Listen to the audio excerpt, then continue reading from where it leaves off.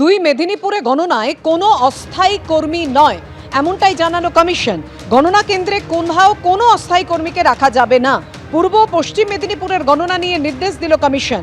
দুই মেদিনীপুর অর্থাৎ পূর্ব ও পশ্চিম মেদিনীপুরের গণনায় কোনো অস্থায়ী কর্মী নয় নির্দেশ দিল কমিশন। গণনা কেন্দ্রে কোনো অস্থায়ী কর্মীকে রাখা যাবে না বলে নির্দেশ কমিশনের। অর্থাৎ হাইকোর্টের পর এবার সুপ্রিম কোর্টও ধাক্কা খেল তৃণমূল ভোট গণনা মামলায়। আইনজীবী কপিল সিব্বল কি বলেছেন দেখুন। सर्कुलर कहता है कि आप एक केंद्र का भी नॉमिनी वहां रख लीजिए और एक राज्य का भी नॉमिनी रख लीजिए। जो सरकारी मुलाजम होगा केंद्र का भी होगा और राज्य सरकार का भी होगा और ये नियुक्ति उनकी होनी चाहिए। तो हमने सुप्रीम कोर्ट में कहा कि देखिए उनका खुद का सर्कुलर कहता है चलिए आप सेंट्रल गवर्नमेंट नॉमिनीज रखना चाहते हैं तो रखिए, लेकिन साथ साथ एक स्टेट गवर्नमेंट नॉमिनी भी रखिए, उसकी भी रैंडमाइजेशन नाम करके रखिए।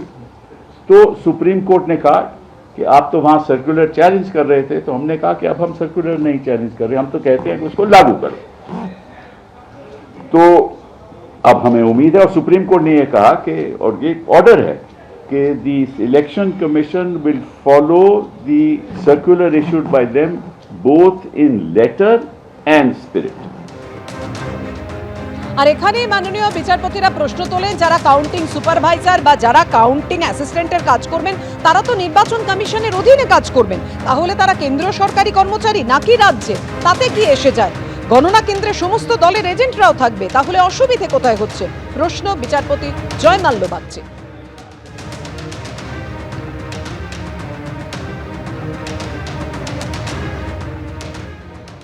সুপ্রিম কোর্টের রায় আরও একবার প্রমাণ করলো যে মমতা বন্দ্যোপাধ্যায় বা তার দলবল যেভাবে ইলেকশনকে নির্বাচনকে পরিচালনা করার চেষ্টা করতে চাইছিলেন, এতদিন তো নির্বাচন কমিশনের জন্য সেটা সম্ভব হয়নি।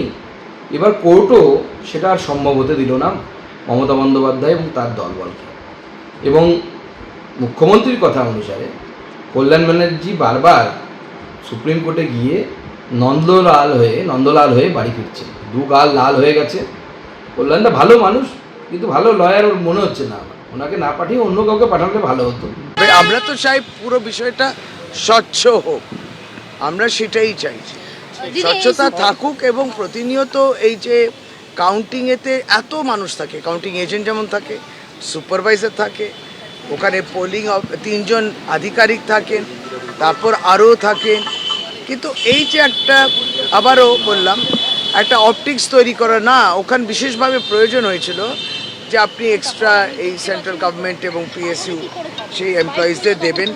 এই যে বিষয়টা তারা বলছেন সেটাই একটা অন্য মাইনে দেয়, দরকারই নেই। তো কাউন্টিং মধ্যে সুন্দরভাবে হবে।